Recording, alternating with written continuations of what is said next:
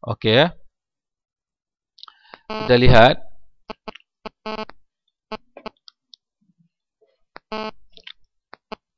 Okey, kita lihat proses. Kita lihat proses bagaimana negara Jerman ni akan disatukan oleh Otto von Bismarck. Okey. First, apa yang dia buat? Menyingkirkan musuh satu demi satu. Pertama sekali, first war. Perang yang pertama sekali ialah perang Denmark. Atau kamu boleh tulis juga Danish War. Okay. Bismarck gets Austria to join him in seizing the province of, susah nak sebut, Schleswig and Holstein from Denmark. Okay. Iaitu Bismarck mendapatkan ataupun bekerjasama atau berjaya mendapatkan kerjasama daripada Austria untuk membantunya merampas atau menguasai wilayah Schleswig and Holstein. Okey. Wilayah Schleswig atau Holstein from siapa? From Denmark. Okey. Dapat? Seterusnya, the spoils are split. Apa maksud dia?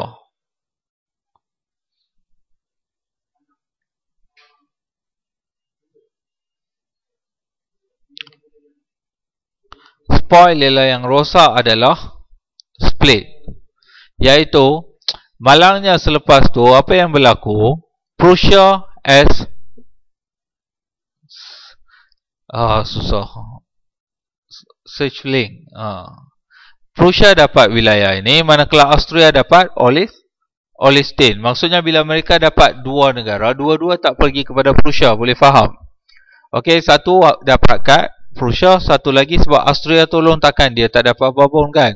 Dia ambil satu. The spoil are split. Kesan perang daripada Denmark. Seterusnya, dia ada arrow, kamu tengok arrow dia. Okay. Bismarck never intends for this to work out in sharing the province. Okay.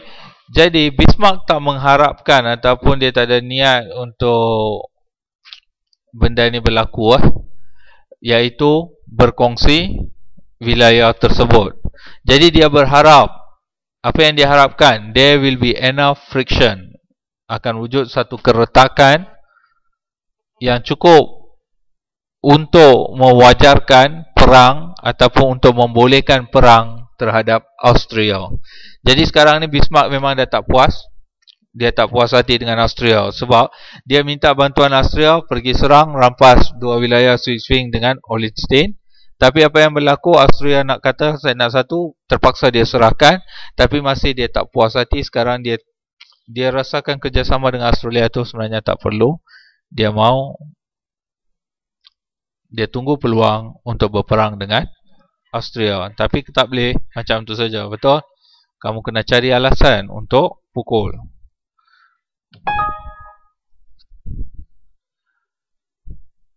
Okay. Testing 1, 2, 3. Okay.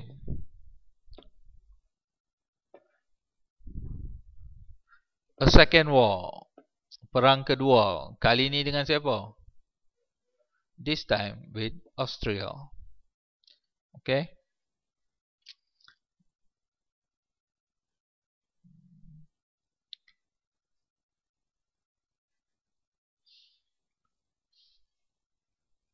This war only last 7 weeks.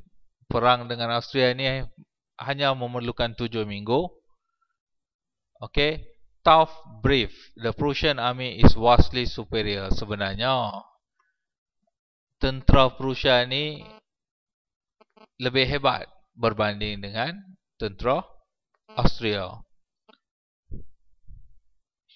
Okay, jadi this only increase Bismarck confidence. Perang dengan Austria ini telah menaikkan semangat apa? Semangat Bismarck atau keyakinan Bismarck untuk menyediakan dirinya kepada next step. Kamu boleh kongsi dengan Adam. Ujung tu pun ada satu kalau kamu nak. Okay, tarik kerusi kat situ duduk.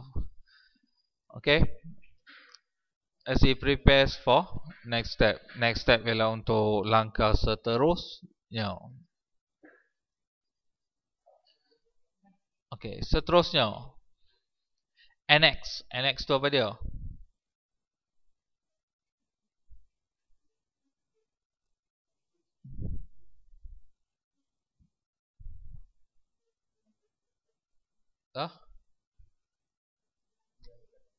Cantas.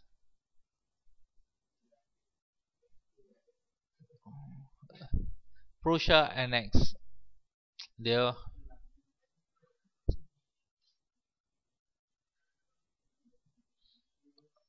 dah.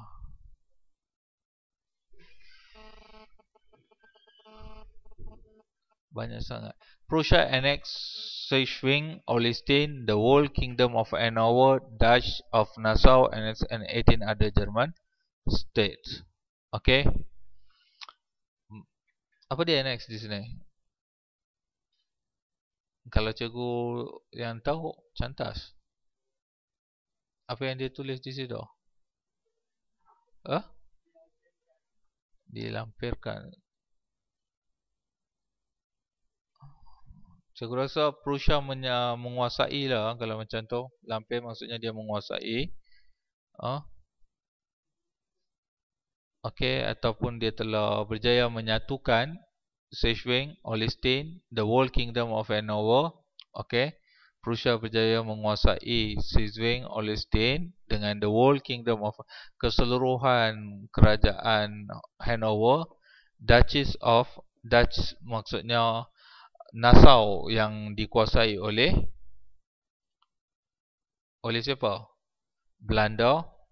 Okay, and Esser Castle. Okay, Nassau dan Esser Castle ni dikuasai oleh Belanda, berjaya dikuasai oleh Prussia, and 18 other German state, dan 18 lagi negeri Jerman. Semua ni dia dikuasai oleh Prussia. Jadi, so now there is a North Germany Confederation. Maksudnya sekarang sudah wujud satu penyatuan yang dikenali sebagai Jerman Utara. Bila benda itu berlaku.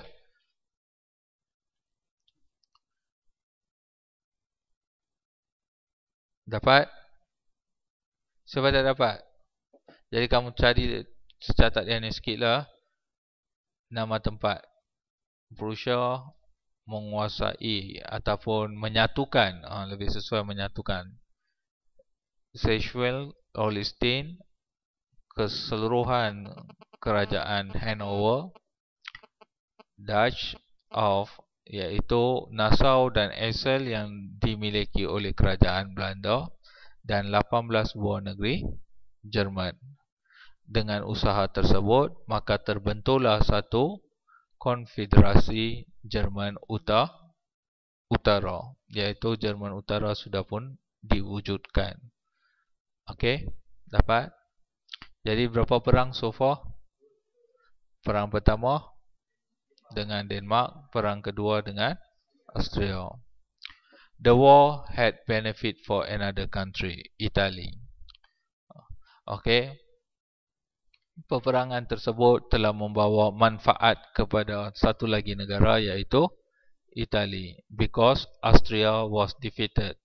Sebab kerajaan Austria telah dikalahkan. Jadi Italy dikuasai oleh Austria juga, betul?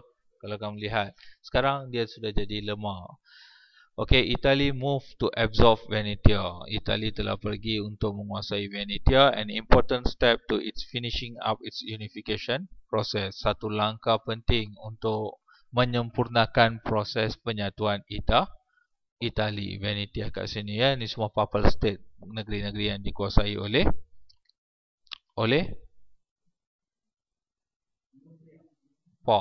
papal state. Okey, jadi waktu ni juga kat situ Jerman sudah mengalahkan Austria, jadi kesan yang baik ataupun satu kesan yang baiklah ataupun peluang yang baik kepada Itali. Okey, sebab Austria dah jadi lemah. Siapa tak faham?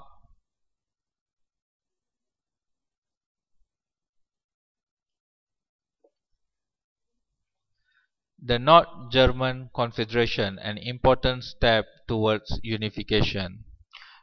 Konfederasi atau konfederasi, macam mana sebut dalam bahasa Melayu? Konfederasi. Ada kan dalam negara berkaitan dengan US tu perkataan tersebut, betul? Konfederasi. Konfederasi Jerman Utara. Okey. Satu langkah penting terhadap pembentukan negara Jerman.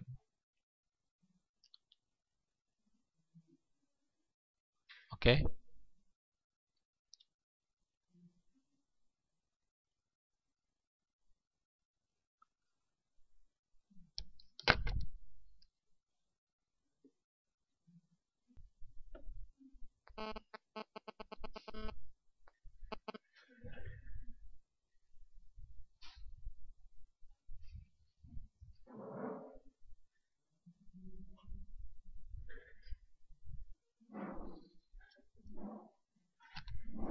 Okey.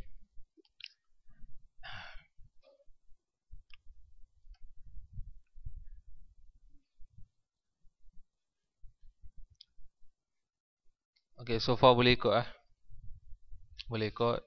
Dia kalau ikut saja takkan membantu kalau kamu tak boleh menulis balik dalam peperiksaan nanti ya. Okey. Seterusnya, the Northern German Confederation. Cikgu dah bagi tahu selepas dua perang, satu dengan Denmark, satu dengan Austria, dua-dua Bismarck menang, tapi yang tak disangka ialah perang dengan Austria, betul? Yang empire yang kuat kononnya tengok-tengok 7 minggu dah habis. Okey. Menyebabkan atau membolehkan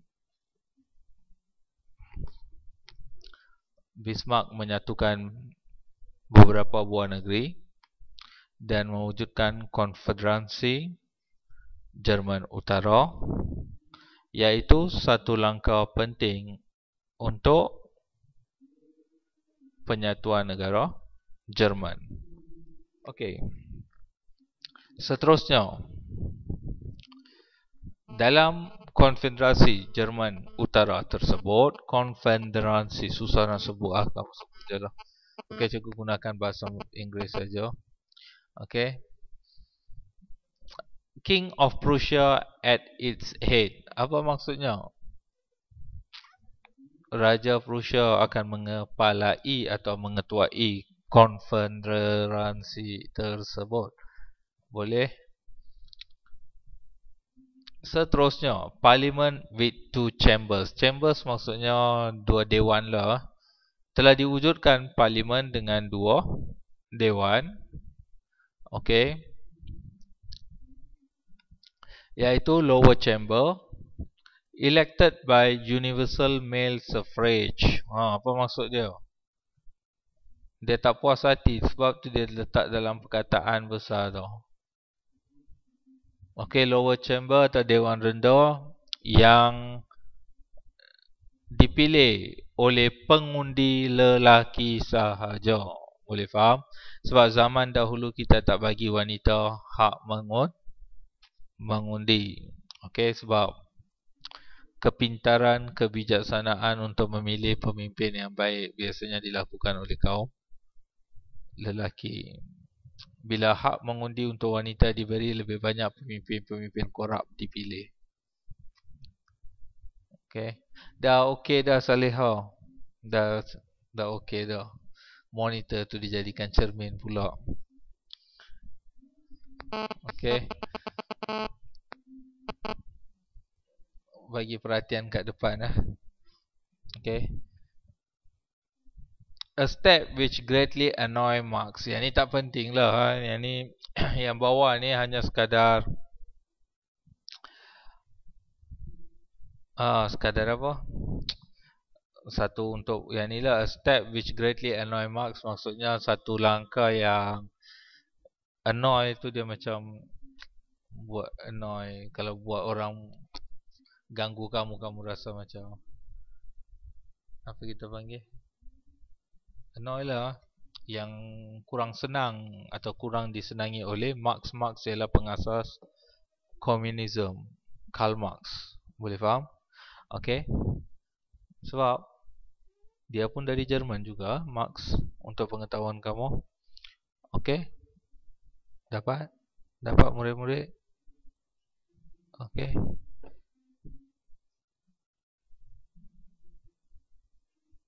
Okay. Bismarck continue with his plan. Bismarck meneruskan rancangannya. Okay. Bismarck continue with his plan. Okay. The southern German state remain out of the northern German Confederation. Maksudnya, wilayah Jerman di selatan ini kekal berasingan ataupun kekal dengan cara mereka tersendiri berbanding dengan Jerman Utara. Jerman Utara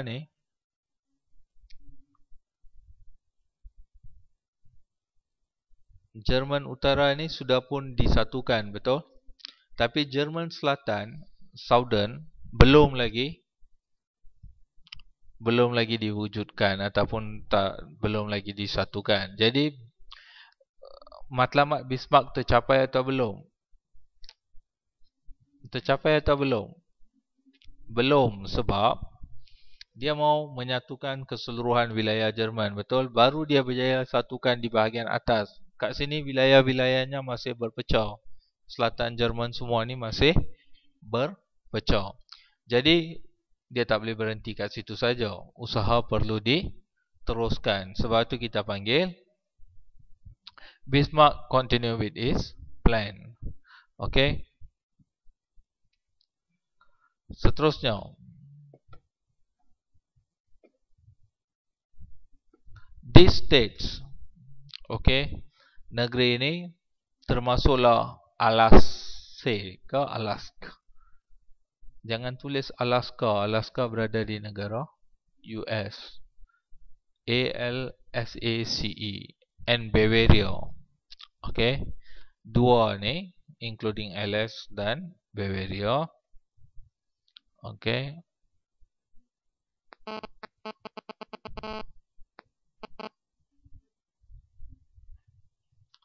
Okay, LS Bavaria had from time to time aligned themselves with France. Dari masa ke semasa mereka ini bergabung atau menyertai France. Okay, boleh faham? Dua ni kerap bekerjasama dengan France.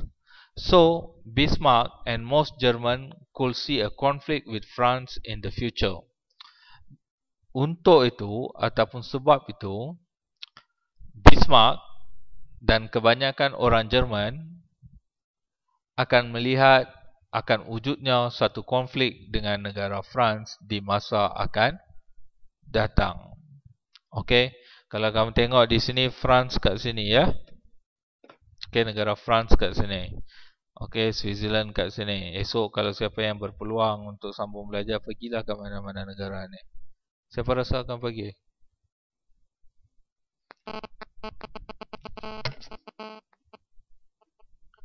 Okey, dapat? Okey, seterusnya. Jadi kamu tahulah kenapa akan wujud konflik.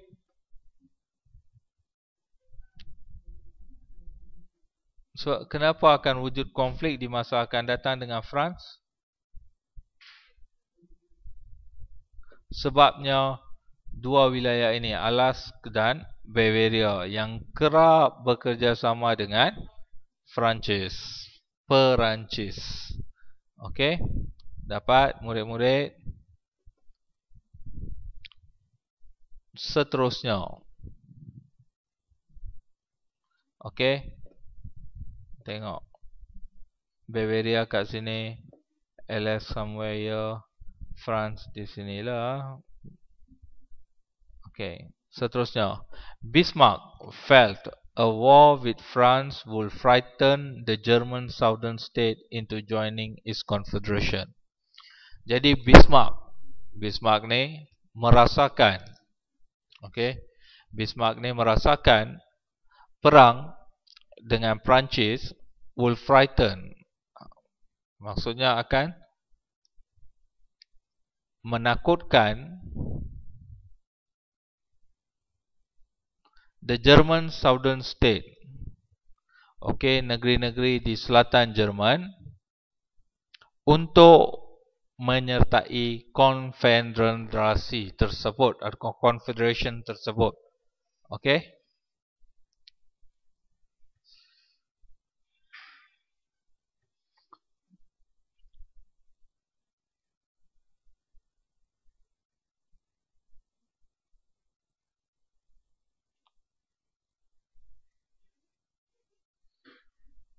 Dapat? Cikgu nak mula baru kamu keluar. Pergi mana?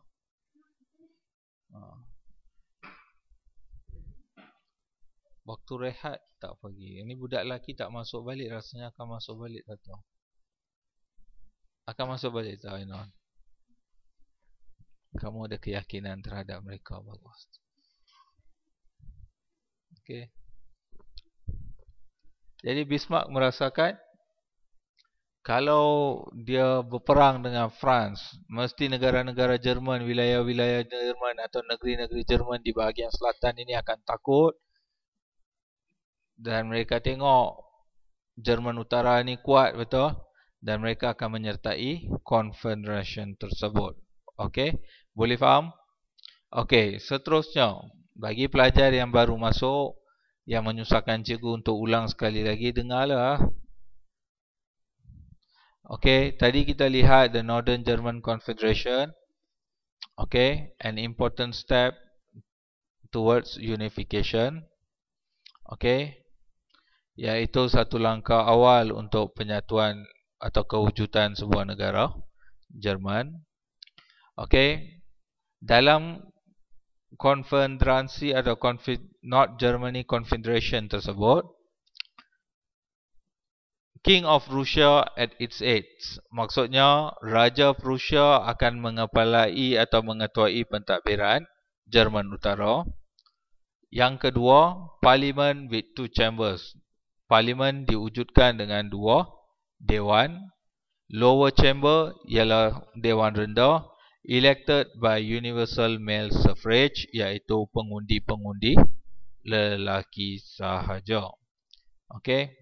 Seterusnya, Bismarck continue with his plan.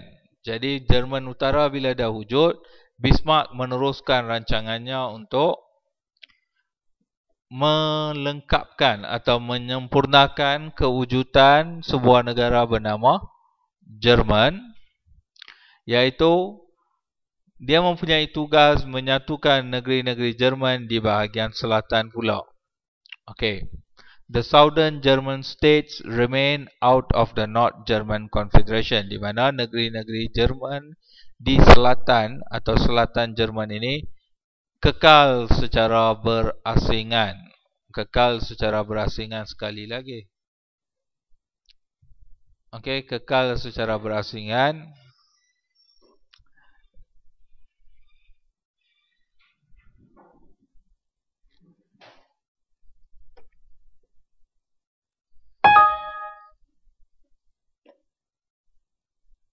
Balik satu. Akan okey, kita teruskan kepada sambungan dia. Okey. Iaitu kita dah tahu bahawa Bismarck terpaksa berperang dengan Perancis. Sebab kalau dia kalahkan Perancis, maksudnya negeri-negeri lain akan takut dan akan menyertai kesatuan atau konfederasi Jerman Utara ini. Okey, sekarang kita lihat prosesnya. Proses penyatuan tersebut atau mewujudkan sebuah negara bernama Itali. Okey. Napoleon III. Napoleon III ialah pemerintah Perancis ketika itu. Funny. Dia kata funny, yang lucunya, Napoleon III also felt that war with Germany, if he wanted, will bring him more support. Dia juga merasakan kalau dia berperang dengan Jerman dan kalau dia menang akan membolehkan dia memperoleh sokongan yang lebih banyak. Okey, atau lebih ramai yang akan bagi sokongan pada dia. Okey. Jadi bagi Bismarck, kalau berperang, kalau dia kalahkan France, negeri-negeri Jerman Selatan ini akan takut dan akan menyertai Konfederasi Jerman Utara. Boleh faham?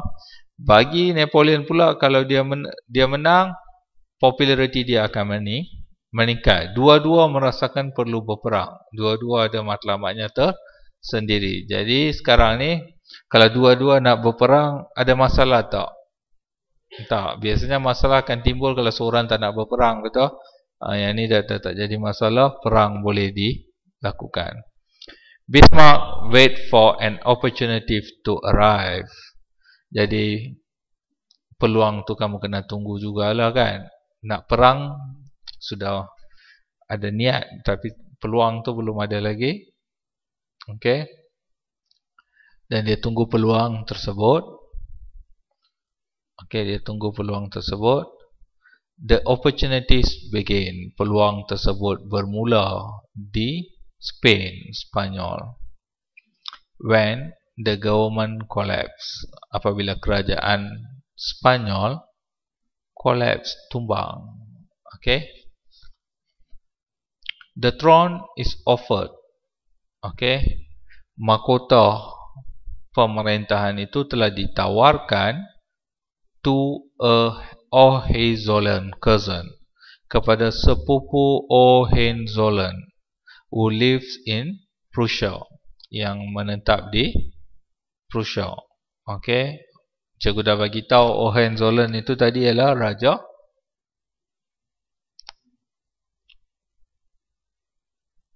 mana?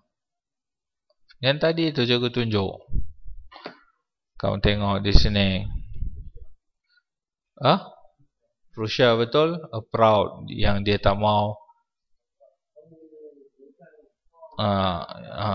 Baru kamu ingat. Okay. Dia punya sepupu lah juga menetap di Prussia. Jadi mereka offer lah kat dia, kamu datanglah bila kerajaan.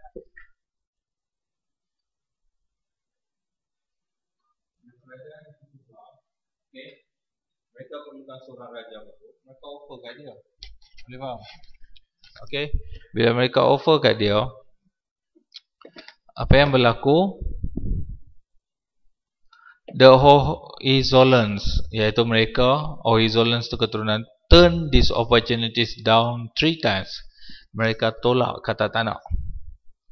Okay. Tak nak jadi pemerintah Spanyol. Untuk kali ketiga dia tolak bila ditawarkan. Boleh faham? Okay. But Bismarck persuaded the Spanish to offer the throne for a 4th time.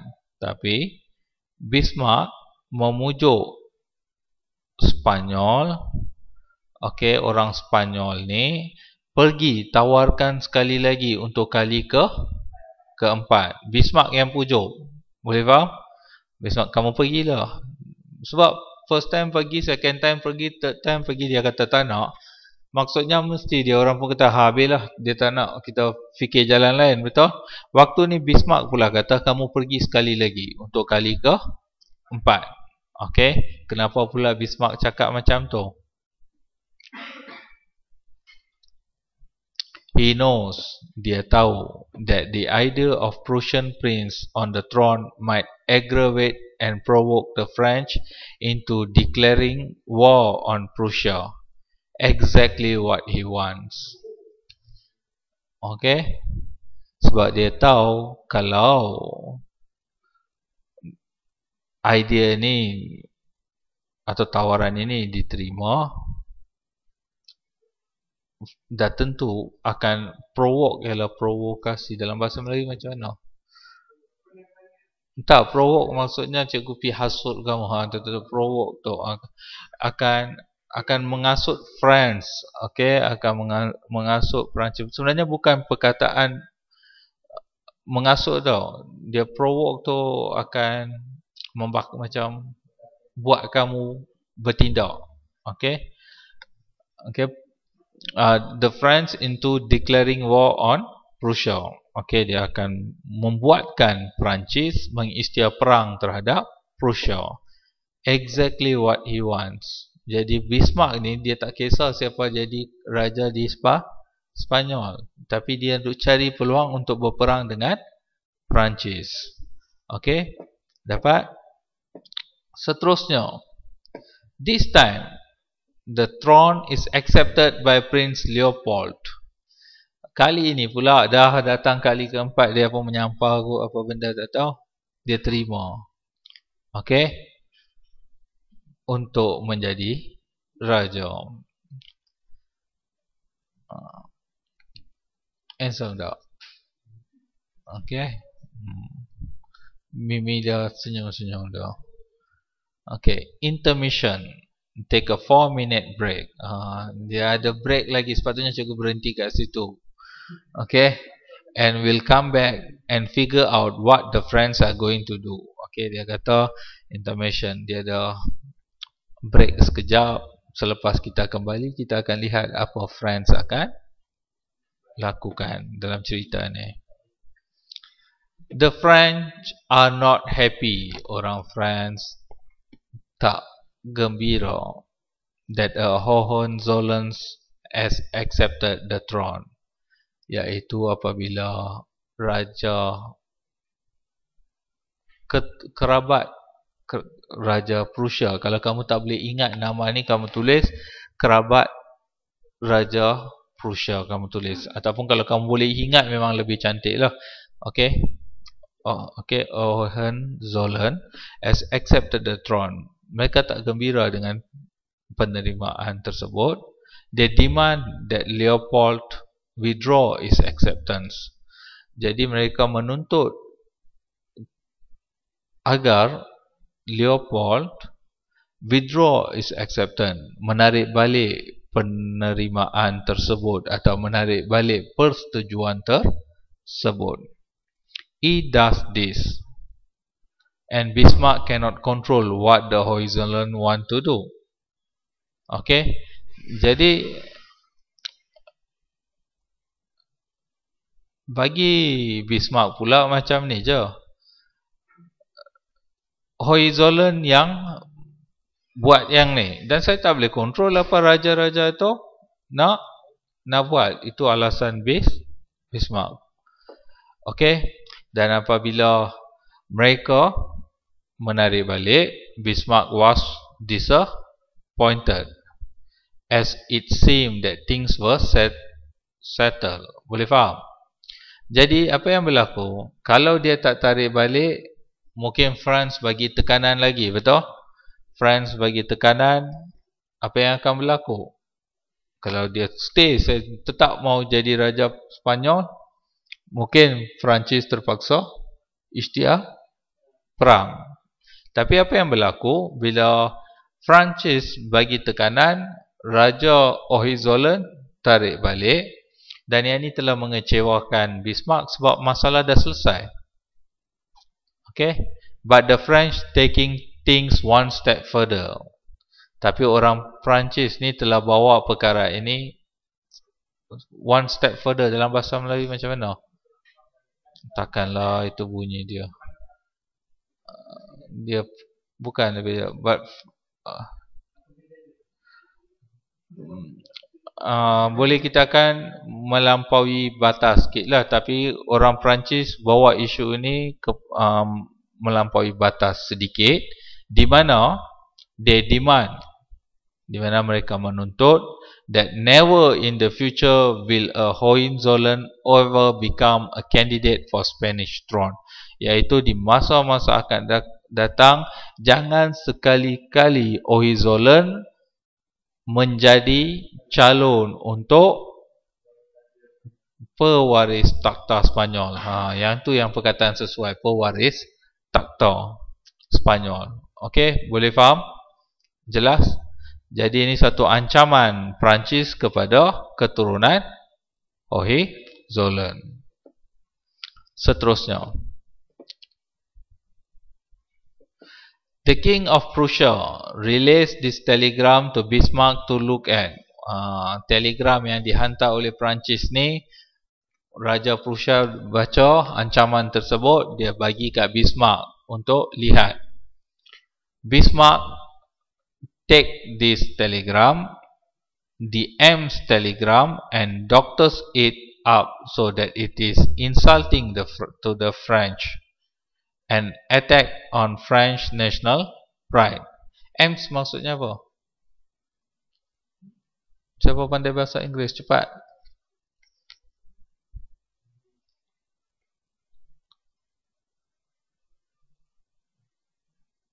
Apa dia? Bagus. SMS boleh ya.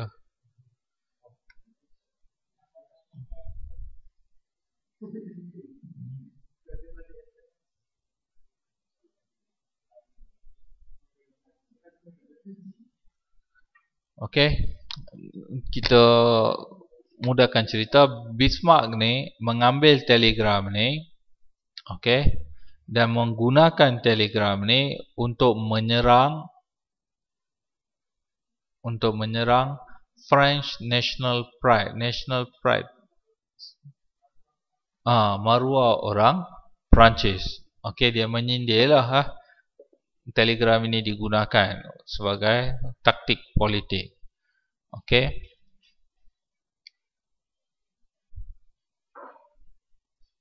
Dapat? Seterusnya, the French felt snubbed and insulted, and the decaying empire of Napoleon III unwisely declared war on Prussia. Jadi orang Perancis merasakan snub tu, SNUBBED. Cepat. Sebab tu cikgu minta kamu buka.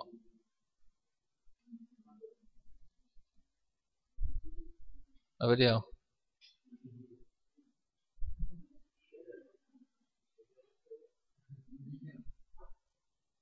Merasa dihina, insult pun dihina juga. Insult and the decaying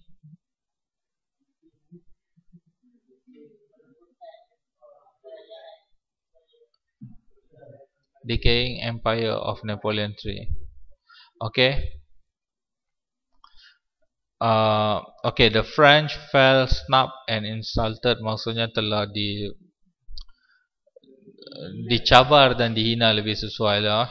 Okay, dicabar dan dihina. Dan empire atau kerajaan Napoleon III dengan cara tidak bijaksana, unwisely ya, atau secara tidak bijaksana atau secara terburu-buru mengisytiharkan perang terhadap Prussia. Kamu nampak telegram tu Bismarck guna untuk provoke, menghina-hina Perancis supaya Perancis akan bertindak balas. Apa yang dia nak sebenarnya? Perang. Akhirnya dia dapat atau tidak? Dia dapat. Perancis isytiharkan perang. Jadi siapa yang akan menang? Okay. Bismarck's cunning work and war broke out. Okay, usaha licik Bismarck ini telah menyebabkan perang tercetus. France had no allies because of its previous aggressive foreign entailment. Okey, kerajaan Perancis tak ada pakatan tentera sebab daripada peperangan atau dasar luar yang sebelum ini. Okey, waktu ni kalau kamu lihat dengan Britain pun dia bermusuhan. Okey. Okey, jadi negara France akan berperang sendiri. War began on July 1870. Perang bermula pada bulan Julai 19 Julai 1870. But by 2nd September, France surrendered at Sedan and Napoleon III himself surrendered and was held prisoner. Julai, Ogos, September habis. Okey, tentera Perancis menyerah kalah. Kedua, dan Napoleon III sendiri juga telah menyerah kalah. Dia telah ditahan dan dijadikan banduan. Okey, boleh faham? Habis perang. Siapa yang menang? Bismarck menang dalam perang tersebut. Zaman tu mereka perang macam ni. Okay.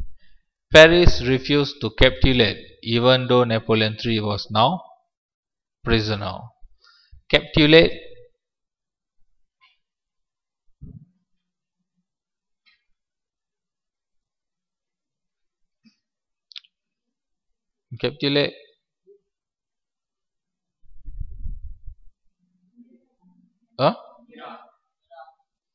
walaupun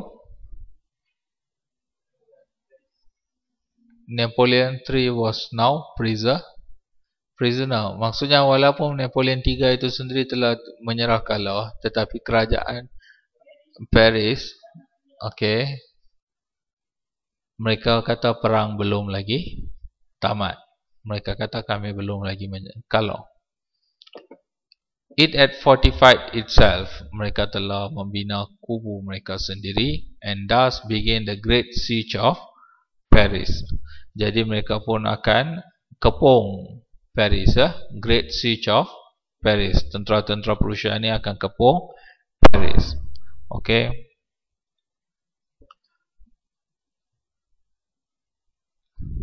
The loaf was turned into an almond shop, and the painting were moved out for safekeeping. Okay. Ini apa dia? Cepat.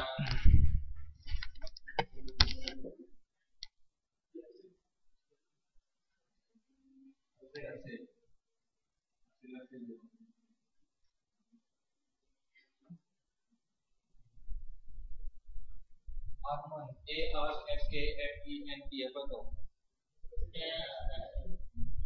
Okay. Love tu rasanya seni kot ya. Sebab di bawah ni dia tulis painting were moved for ni ya. Okay.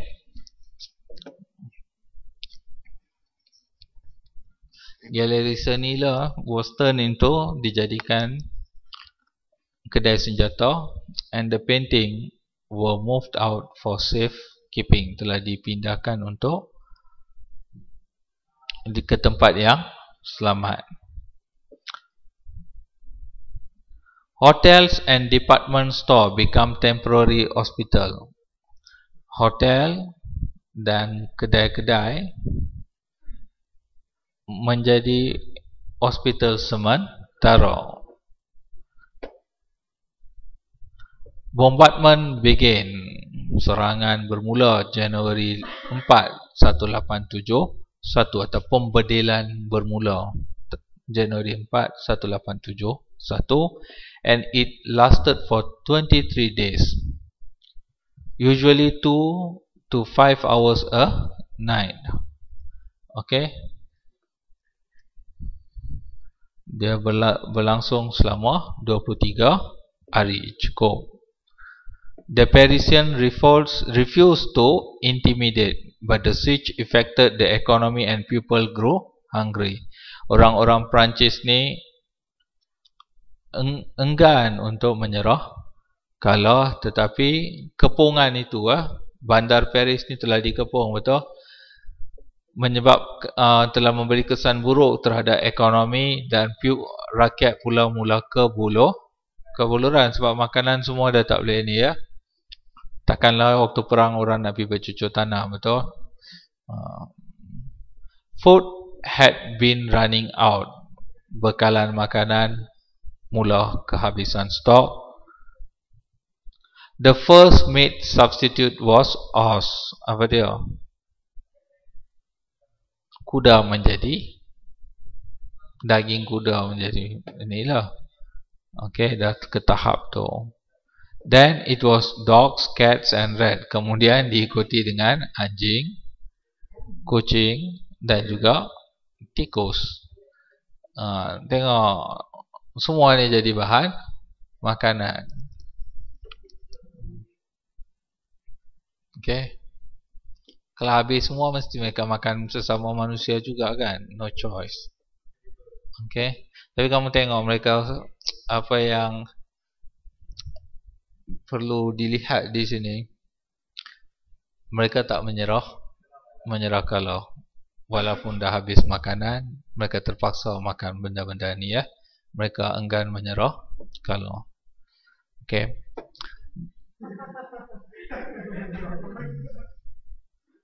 Yang ni semua tak perlu kamu tulis untuk pengetahuan kamu saja. Kita nak proses saja. The animals at the zoo. Haiwan di zoo juga telah dijadikan makanan, including castor and pollux, the two large elephants that were the pride of Paris, dan juga dua gajah besar yang menjadi kebanggaan Paris juga dia sapu. Okay, habis. Apa lagi yang mereka boleh makan? The big cats were spared because they were more difficult to get close to. Yang ni tak boleh diusik lah. Okay.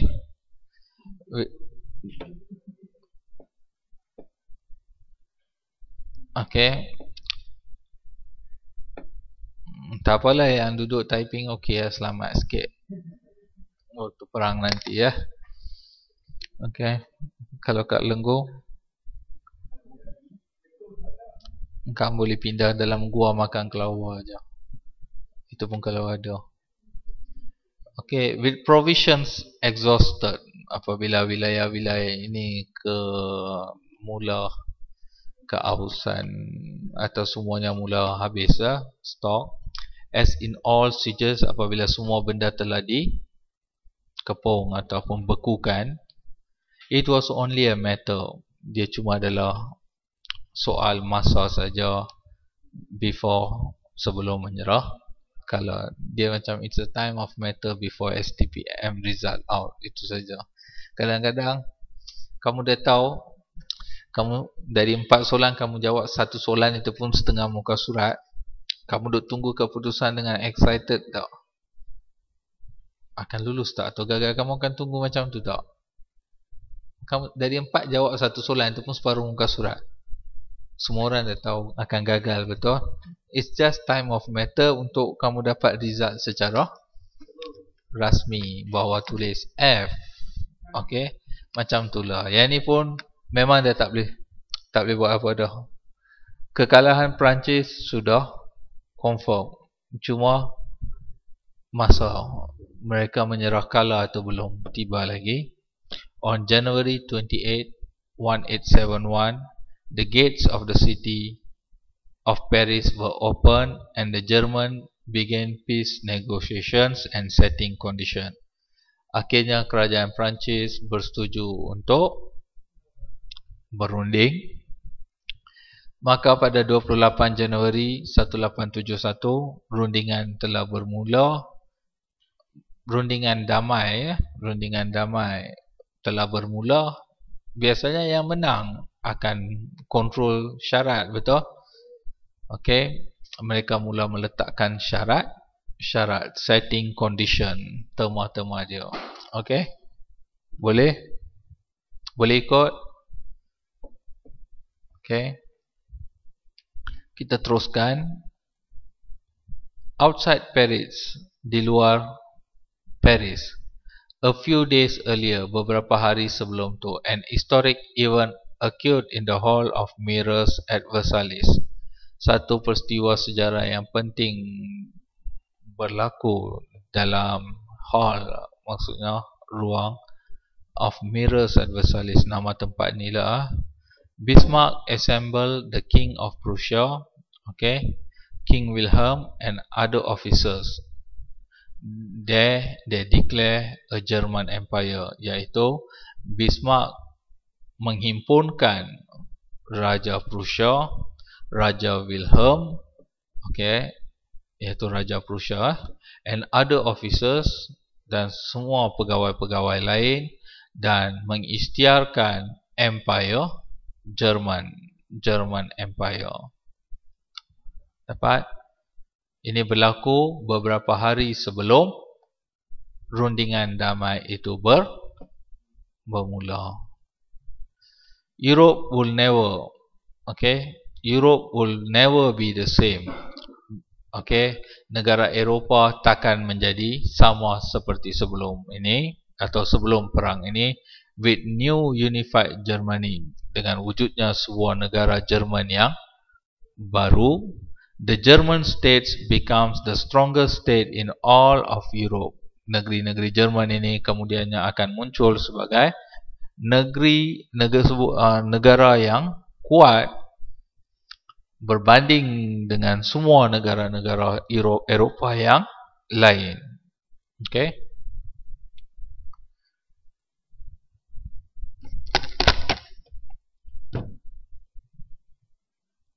Berbanding dengan semua negara-negara Eropah yang lain. Seterusnya, from a disunited Germany, daripada sebuah Jerman yang tak bersatu, at the Peace of Westphalia to the Confederation of Rhine, daripada Peace of Westphalia zaman dahulu kepada pembentukan Confederation of Rhine yang kita lihat, to the baby step of Zollvereinigung, and now unity Germany was triumphant. Dan barulah apa yang dia nak cerita, barulah negara Jerman ini telah menjadi kenyataan, padahal usaha itu berlaku lebih awal daripada sebelum Bismarck muncul lah. Boleh faham? Tapi semua mengalami kegagalan. Orang yang dapat merealisasikan pembentukan sebuah negara Jerman ialah Bismarck, Otto von Bismarck. Was it a Germany absorbing Prussia? No, it was more like Prussia absorbing Germany. Adakah, dia tanya, adakah Jerman ini sedang menjadi Prussia? Sebab Bismarck ni dari Prussia, betul? Jadi bila dia menguasai semua negeri-negeri daripada Jerman ini, ada tak Prussia ni membawa nilai-nilai dia, cara dia menyerap masuk ke dalam negeri-negeri Jerman? Jawapannya tidak. Sebaliknya, Prussia ini sedang berubah wajah menjadi Jerman. Mereka yang mula menerima unsur-unsur Jerman. Boleh faham? Absorbing Germany. And Austria will be left out of unification. Dan Austria tidak dimasukkan dalam penyatuan ini. And we will soon witness the problem of the Austrian Empire. Okay, habis. End of slide show. Jadi siapa yang tak faham penyatuan Germany, sila angkat tangan.